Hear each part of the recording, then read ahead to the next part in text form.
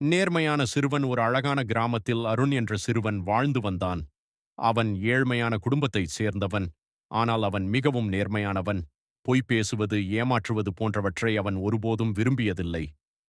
அருணின் தந்தை ஒரு விவசாயி. ஒருநாள் தந்தை உடல்நிலை சரியில்லாத காரணத்தால் வேலைக்கு செல்ல முடியவில்லை. வீட்டில் பணத்தேவையும் அதிகமாக இருந்தது. அதனால் அருண் அருகிலுள்ள சந்தைக்குச் சென்று சில காய்கறிகளை விற்று வர முடிவு செய்தான். சந்தைக்குச் செல்லும் வழியில் சாலையோரத்தில் ஒரு பழுப்பு நிற பணப்பை கிடப்பதை அருண் பார்த்தான். அதை எடுத்து பார்த்தபோது அதில் நிறைய பணமும் சில முக்கிய ஆவணங்களும் இருந்தன. அந்த பணத்தை பார்த்த அருணுக்கு ஒரு கணம் ஆச்சரியமாக இருந்தது. இந்த பணத்தை எடுத்துக்கொண்டால் எங்கள் குடும்பத்தின் பல பிரச்சனைகள் தீர்ந்துவிடும் என்று அவன் மனதில் தோன்றியது. ஆனால் உடனே தன் தந்தை சொல்லிய வார்த்தைகள் நினைவுக்கு வந்தன. பிறருடைய பொருளுக்கு ஆசைப்படக்கூடாது. நேர்மையாக வாழ்ந்தால் வாழ்க்கையில் நிச்சயம் உயரலாம். அருண் அந்த பணப்பையை அதன் உரிமையாளரிடம் சேர்க்க வேண்டும் என்று முடிவு செய்தான். பணப்பையில் இருந்த அடையாள அட்டையை பார்த்து அது கிராமத்திற்கு அருகில் வசிக்கும் ராமசாமி என்ற வியாபாரியுடையது என்பதை அறிந்தான். உடனே அவர் வீட்டிற்குச் சென்றான்.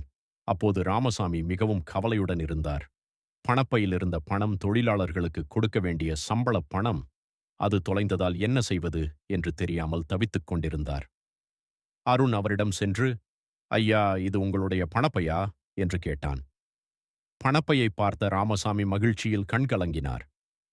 ஆம் மகனே, இது என்னுடையதுதான். நான் இதை தொலைத்து மிகவும் கவலைப்பட்டேன். நீ எங்கே கண்டுபிடித்தாய் என்று கேட்டார். அருண் நடந்ததையெல்லாம் கூறினான்.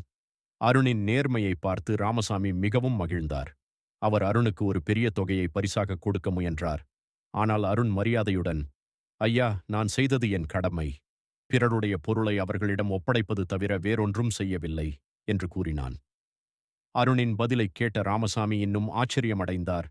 அவர் அருணின் படிப்புச் செலவுகளை ஏற்றுக்கொள்வதாக உறுதியளித்தார். காலம் சென்றது. அருண் நன்றாக படித்து ஒரு பெரிய அதிகாரியாக உயர்ந்தான்.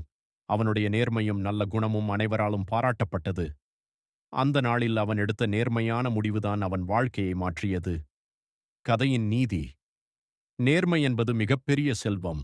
நேர்மையாக வாழ்பவர்களை உலகம் எப்போதும் மதிக்கும்.